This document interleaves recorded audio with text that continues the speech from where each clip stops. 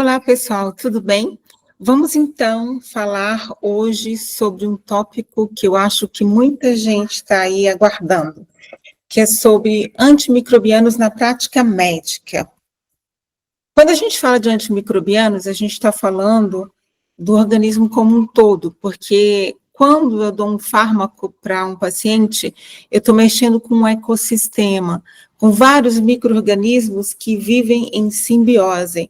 Existem autores que falam que no nosso corpo a gente tem mais micro-organismos até do que células. E esses micro-organismos, eles vivem de forma harmônica. Então, se eu dou um antibiótico ou determinado fármaco, eu posso ter uma alteração nesse ecossistema e, com isso, várias consequências.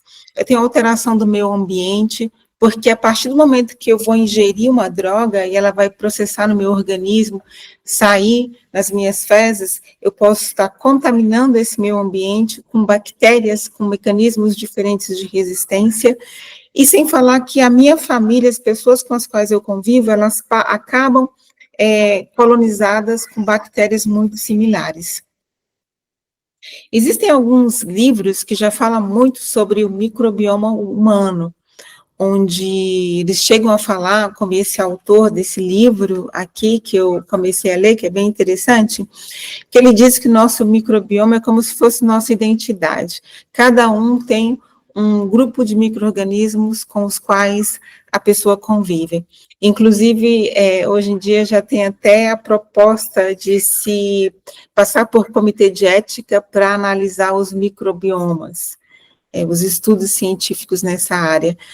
Alguns autores dizem que o nosso microbioma é responsável por produção de serotonina, de outros neurotransmissores, hormônio anti-estresse, e, além disso, até dizem, né, que até o que a gente come é influenciado por esse microbioma, que a gente acaba ingerindo substâncias para satisfazer também esses micro-organismos com os quais a gente convive. Por isso, quando a gente fala de tratamento com antibiótico, a gente não fala em antibiótico forte ou fraco, a gente fala em antibiótico adequado, porque eu preciso analisar um conjunto de fatores para auxiliar meu paciente. Eu tenho que entender, quando eu penso em iniciar um antibiótico, eu tenho que saber qual o diagnóstico que essa pessoa tem. É um diagnóstico de urgência, é uma doença que eu preciso pensar rápido? Quem é esse paciente? É um bebê? É uma grávida? É um idoso? E aí eu preciso ver todos esses aspectos, porque o antibiótico ele tem um início, ele tem um meio e ele tem um fim. O meio é quanto tempo eu vou fazer, eu vou ajustar, quais são os eventos adversos, e por fim eu vou retirar esse antibiótico, eu vou parar, eu vou descalonar. Então são várias perguntas que a gente tem que fazer antes de iniciar o antimicrobiano.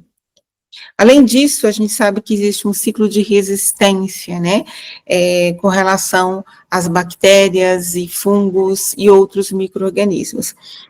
Hoje em dia, a gente sabe, inclusive, que até quando a gente vai utilizar, por exemplo, alguns antifúngicos, a gente tem medo, porque muita gente já está utilizando vários produtos similares ali, como agrotóxico, para tratar animais. Eu me lembro uma vez de um paciente que me pediu uma pomada de gentamicina para tratar uma orquídea.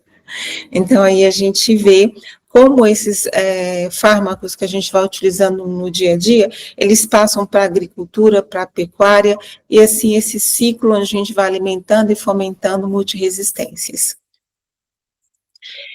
Por isso, quando eu penso em tratar alguém, eu tenho que imaginar onde ele está inserido, qual o cenário de resistência ou de sensibilidade que esses micro-organismos têm, porque hoje a gente tem estatística do mundo todo, por isso a gente tem que ficar atualizado e revendo qual o perfil de resistência e pensar esse paciente desse ambiente e analisá-lo dentro desse contexto no qual ele está inserido antes da gente iniciar a terapêutica.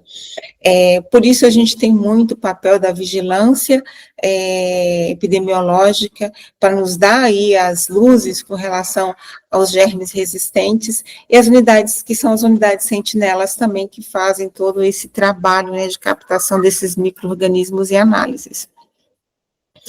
Então, para eu pensar em como tratar alguém, eu preciso pensar quais são os micro-organismos mais prevalentes. Eu vou tratar de forma empírica ou eu vou tratar direcionado?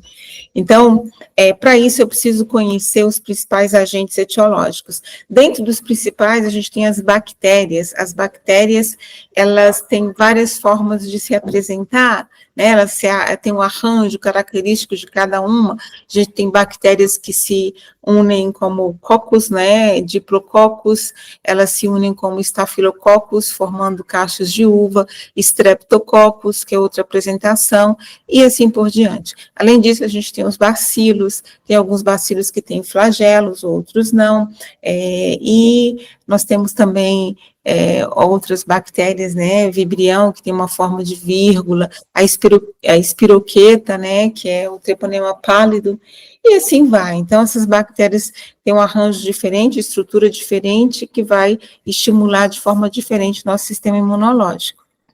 É muito importante, quando a gente fala de antibióticos, falar em gram-positivos e gram-negativos. Nós vamos falar agora das bactérias gram-positivas. As bactérias gram-positivas, elas são chamadas assim porque elas têm uma coloração especial no gram, elas tingem com uma cor diferente, porque ela tem aqui o peptídeo glicano na parede. A parede dela é espessa, porque tem inúmeras proteínas que estão associadas ao peptídeo glicano.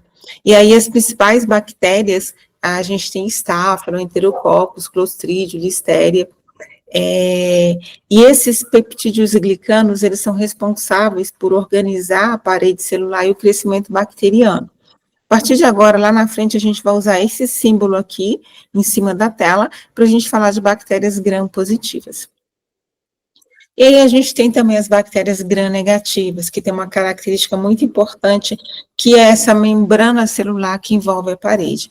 Primeiro que a parede das bactérias gram-negativas é uma parede bem fina, né, de peptídeo glicano, comparando com a gram-positiva, ela é bem pequena, mas em compensação ela tem uma membrana celular bem espessa, bem complexa, que envolve as bactérias, e elas acabam dificultando o sistema imunológico para reconhecimento, para fagocitose, libera inúmeras endotoxinas que podem ser causa frequente de resistência. Então, a grosso modo, a gente vê aí gram-negativa, que principalmente é coli, pseudomonas, haemófilos e outras, e a gente tem claramente o tamanho da parede de peptídeo glicano, comparando com a gram-positiva, né, que tem essa quantidade enorme de peptídeo glicano. E, além das gram-positivas, gram-negativas, a gente tem também as bactérias atípicas. As atípicas, elas são diferentes, né? Elas são mais difíceis de cultivar, porque ela tem uma forma, uma composição bem complexa. Por exemplo, ó, essa bactéria aqui de micoplasma, micobactéria, olha o tamanho da parede, da membrana celular que ela tem. Então, o mecanismo de defesa é muito mais complicado. E fazer a cultura, o cultivo desse tipo de bactéria é mais difícil, demora muito para crescer. Outras bactérias atípicas, elas acabam sendo intracelular de forma obrigatória, outras proliferam muito em água, e assim são bactérias diferentes. E aí a gente vai ter esse símbolo aqui para representar as atípicas, para a gente falar de tratamento depois e localização. Aí, olha só, a clamídia, por exemplo, olha o aspecto da clamídia, totalmente diferente do micoplasma. Então, assim, isso vai nos ajudar depois com relação ao tratamento, saber que essas bactérias existem. Então, olha só pensando um pouco aqui na micobactéria, gente, olha isso, né? Olha a quantidade de componentes diferentes.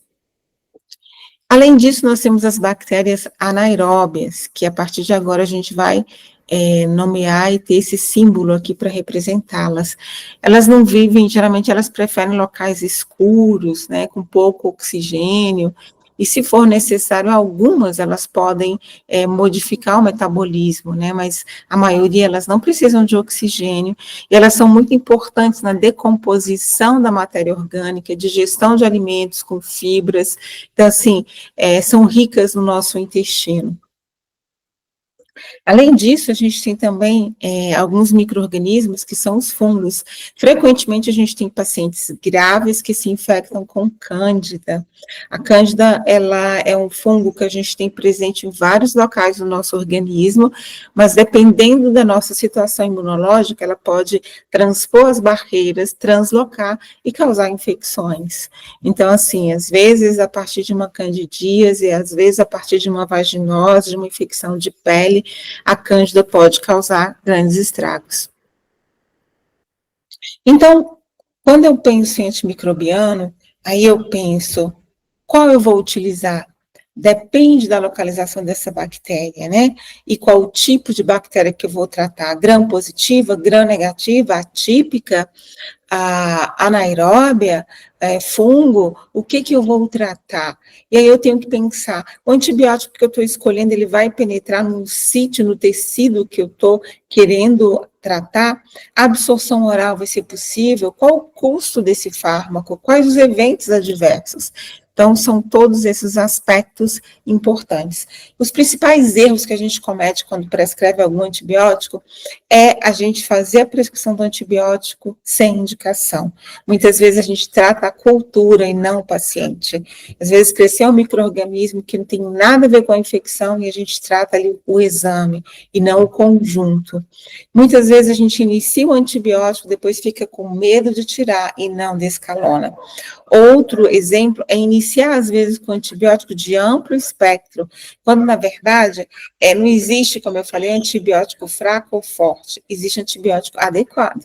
Às vezes, um antibiótico bem direcionado é melhor do que um que acaba selecionando mais resistência. Então, essa escolha vai depender de outro fator, ou seja, qual o tamanho do seu pavio, né? Ou seja, quanto tempo vai demorar para a sua bomba estourar, para o seu paciente adoecer daquele germe.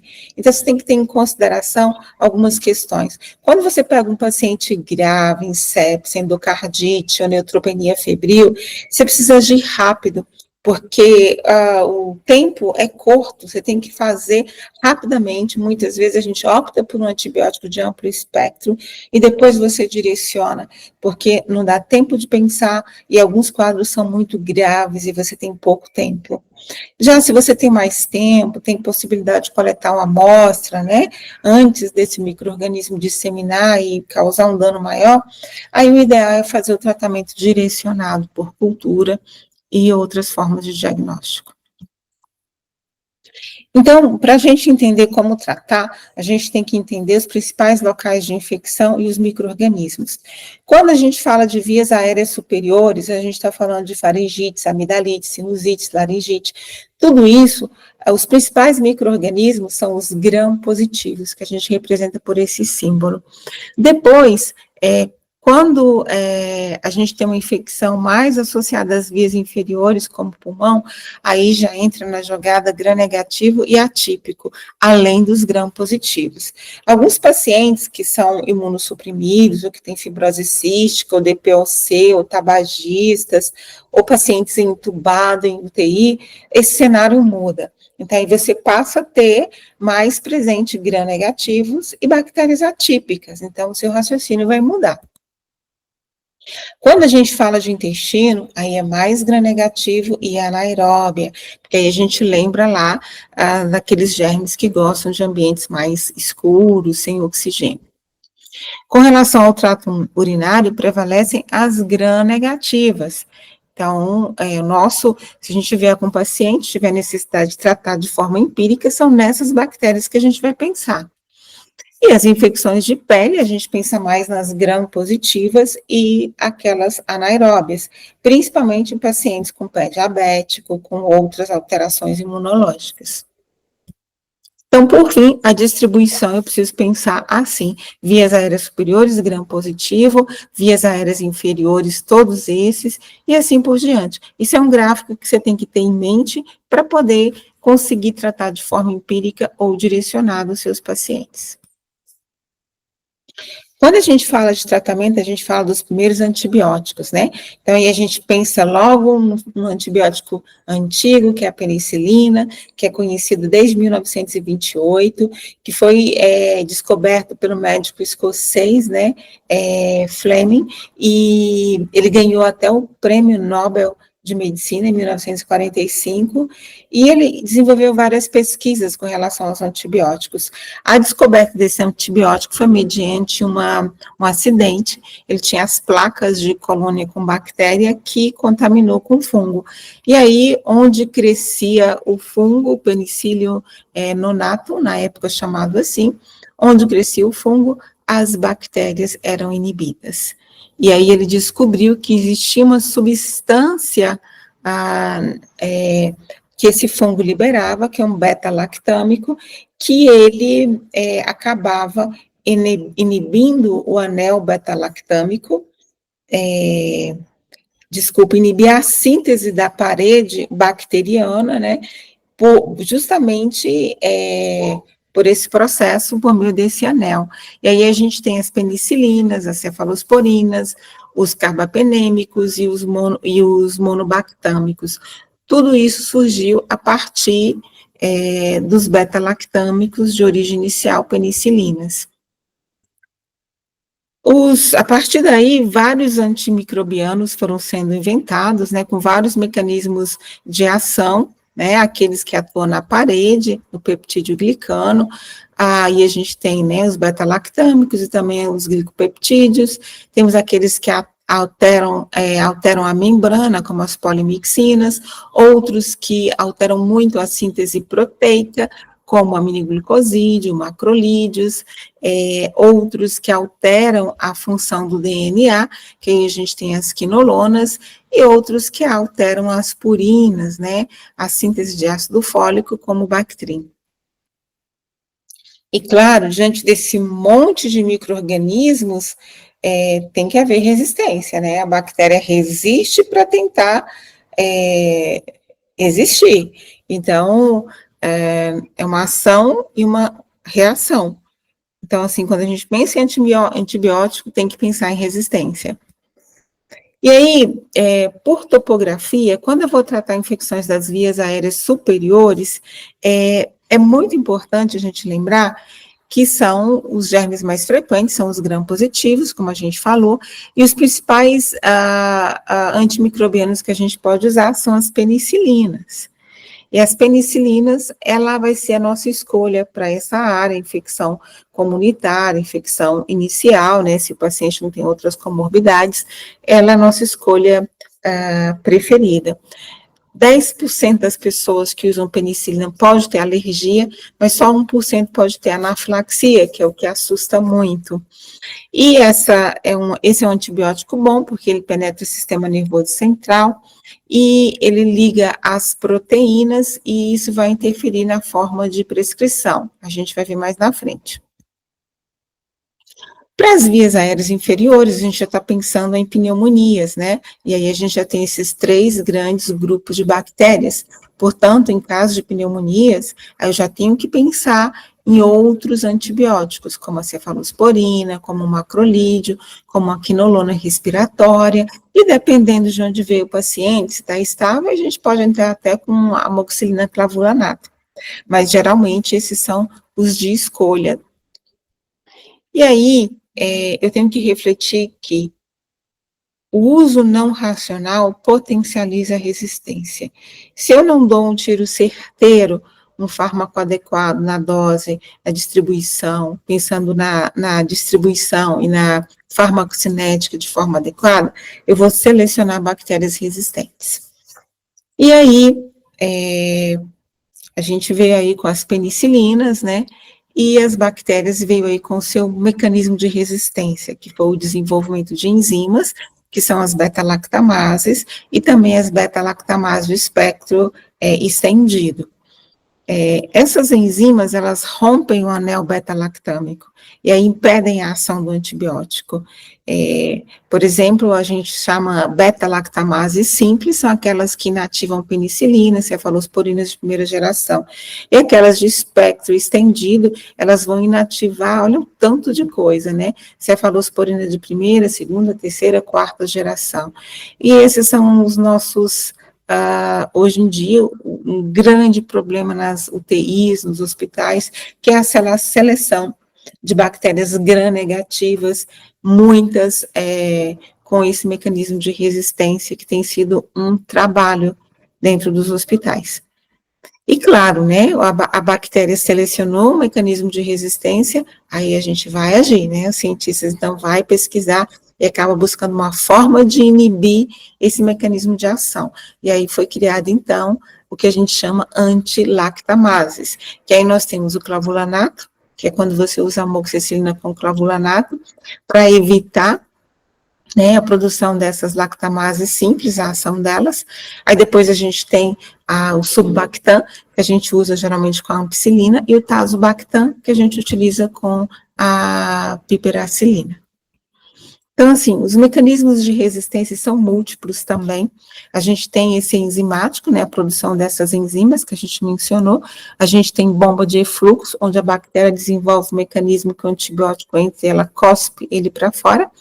A gente tem outros mecanismos de resistência muito frequente em quinolonas, né, que é a bomba de efluxo, e também por meio de plasmídio e genes de resistência. As quinolonas, elas conseguem, inclusive, captar genes de resistência de outras bactérias e incorporar ao DNA dela e desenvolver um mecanismo de resistência diferente. A gente tem alterações de ligação do antibiótico, às vezes você dá um antibiótico, a bactéria altera o sítio de ligação e ele não consegue atuar. A gente tem mecanismos que alteração da permeabilidade, o antibiótico entra por aqui, de repente a bactéria consegue mudar de forma que ele não encontra mais um sítio para penetrar dentro da bactéria. Então, é uma evolução. É assim, você deu um estímulo, você vai ter uma resposta, vai ter uma resistência, né? E aí, então, nós vamos falar um pouquinho dos macrolídeos, que a gente vai utilizar para tratar as pneumonias, né?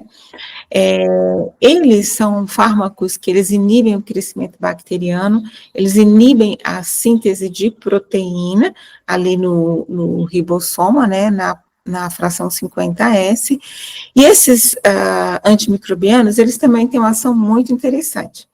Eles inibem a produção de citocinas inflamatórias.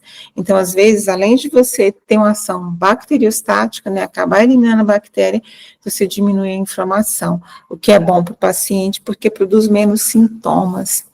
E ele também modula a resposta, né, TH1, TH2.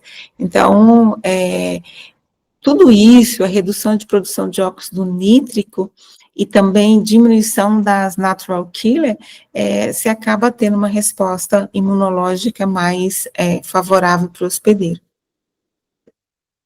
E as cefalosporinas, que são outros fármacos bactericidas, né, por meio do anel beta-lactâmico, tem um espectro de ação bastante amplo, né, você vai desde a ação só para gram-positivos até a ação para gram-negativos e algumas resistências, como o Staphylo aureus resistente à oxacilina, que aí a gente tem a quinta geração das cefalosporinas, que vão ter uma ação muito importante para esses pacientes. E também a ação com relação a gram-negativos, que aí a gente está falando aí daquelas Klebsiellas, a Cinetobacter, que atualmente a gente tem utilizado muitas associações como essa, né, ceftalozane, tazobactam, ceftazidima, avibactam, entre outras associações novas. E nessa família de fármacos, a gente tem uma que a gente chama de coringa, que a gente usa para vários casos, né, tanto infecções do trato respiratório inferior, ou infecções do sistema nervoso central, ou urina, que é a ceftriaxona. Aqui é uma outra forma de apresentar as cefalosporinas para vocês, onde a gente tem aqui o espectro de ação com relação a gram-negativos, tá vendo? Aqui é baixo e vai aumentando com a geração que vai surgindo. A mesma coisa aqui, gram-positivo, né? E aqui, quinta geração, para MRSA, é muito boa a cefalosporina. E uma outra grupo de fármacos bem importantes são as quinolonas, né? Quinolonas. Gente, quinolonas dá um trabalho. Por quê?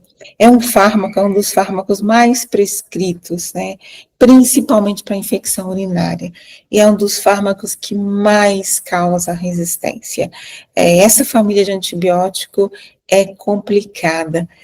A primeira geração surgiu aí em 1962, com ácido nalidíxico, que a gente já quase não usa.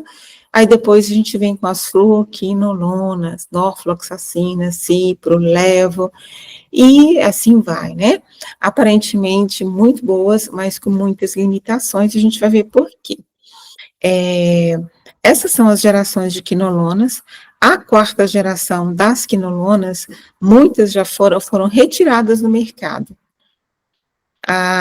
O FDA lançou um alerta há uns anos atrás, falando muito sobre o uso de fluoquinolonas e pedindo para que a gente restringisse o uso das fluoquinolonas. Por quê? Porque ela induz a resistência cruzada. Se você utiliza uma quinolona, ela induz resistência a outras quinolonas. Além disso, ela induz resistência a aminoglicosídeos, cefalosporinas e macrolídeos. Ela, por meio dessa bomba de fluxo, né, onde ela cospe o antibiótico para fora da bactéria, isso é um mecanismo bastante eficaz de resistência, e também ela seleciona plasmídia, né, ela acaba induzindo a instabilidade genética na célula e facilita o surgimento de mutações. E sem falar que essas alterações genéticas também facilita a captação de outros genes de mutação. E a outra coisa com relação às quinolonas são os efeitos adversos, né? Tendinite, neuropatia, dor articular, depressão, distúrbio de memória, déficit auditivo, visual, gustativo, convulsão, alucinação. Então, assim, são muitos sintomas associados, eventos adversos associados às quinolonas. Tanto que aí mostrando um pouco mais do mecanismo de ação, que o principal é isso, né? Mudança de afinidade do fármaco com a enzima e a bomba de efluxo. Aí, quando a gente pensa em tudo que a quinolona pode tratar, dá uma tristeza, né? Infecção respiratória, infecção gastrointestinal, infecção de urina, infecção sexualmente transmissível, são fármacos bem versáteis, mas tem que pensar muito, tem que pesar muito o risco-benefício. E algumas quinolonas que foram retiradas do mercado por causa dos problemas, né? Então, aí a gente tem, por exemplo, a lomefloxacina, que foi retirada por prolongar o espaço QT e levar a arritmias, gatifloxacina, muito associada à hipoglicemia, e assim vai, várias alterações de cardiotoxicidade, fototoxicidade, então tudo isso fez com que várias fossem retiradas do mercado. Apesar de ser um antibiótico bom, você precisa ponderar bem a utilização deles. Por fim, as pneumonias, elas precisam ser tratadas de forma adequada. Então, a gente deixou aqui para vocês no link um caderno atualizado com as possibilidades de tratamento para as pneumonias. Lembrando aqui, quando a pessoa chega com sintoma respiratório nos serviços de saúde, e você pensa na possibilidade de influenza ou de Covid, antes de pensar no antimicrobiano, você precisa pensar no oseltamivir ou no Paxlovid para tratar Covid. Aí depois você vai pensar na possibilidade de infecção. E as principais escolhas para tratamento de pneumonia é a amoxicilina clavulanato, azitromicina, claritromicina e levofloxacina. Aqui são outras opções, tudo isso vocês vão ter lá no caderno que está nos links das aulas. Já no trato gastrointestinal, a gente vai pensar mais nas gram-negativas e nas anaeróbias. As gram-negativas, a gente tem vários tipos de protozoários que também causam infecções, e aí a gente vai ter uma diversidade de fármacos, dependendo do paciente que está diante de você. Se você está pensando numa gastroenterocolitis aguda, aí você vai pensar nesses germes. Se o paciente utilizou muito tempo antibiótico, aí você vai pensar na presença de um clostrídio, né, ação de toxinas. E por isso a gente divide, né? O paciente tem um alto risco de gravidade, aí você vai pensar na possibilidade de uso de fármacos, de coletar uma coprocultura, fazer uma pesquisa de toxinas e as medidas gerais. Se não, só a hidratação, o tratamento sintomático. E aí, dependendo do germe que você pensou, aí a gente vai ter alguns tratamentos, que a gente deixou também lá no link, um caderno atualizado de 2024 com os principais tratamentos. Então, você tem que lançar mão muitas vezes da Cipro, da Azitro, em algumas bactérias, né, metronidazol, e, claro, né, se for clostrídio, metronidazol. Além disso, a gente tem aí falando do metronidazol, né, que é um nitroimidazólico, que é o principal representante dessa classe, que tem um espectro de ação bem potente, interessante para cocos gram-positivos e bacilos gram-negativos, né, e certos protozoários, como a gente mostrou aí. Aqui tem a foto da tricomona vaginal, né, vaginalis, que a gente usa muito para isso.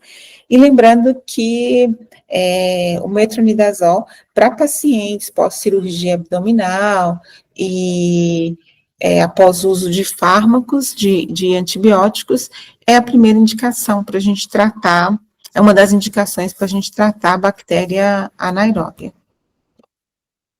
Já o trato urinário, a gente já falou, as gram-negativas representam aí as vilãs, e a gente inicia tratando as cistites, né, com fármacos mais assertivos, e dependendo da localização, a gente muda.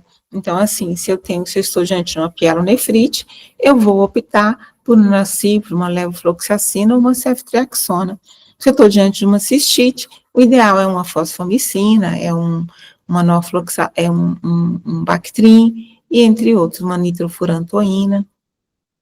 E, além disso, vale lembrar que, diante de infecção urinária, a gente tem que pensar nas uretrites, nas infecções sexualmente transmissíveis.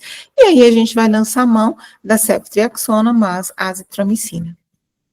Então, dependendo do paciente, dependendo do meu pavio, se é um pouco mais longo e eu tenho a possibilidade das culturas, dos testes moleculares que são feitos em urina, eu vou esperar e vou tratar direcionado, né, de acordo com o perfil de sensibilidade.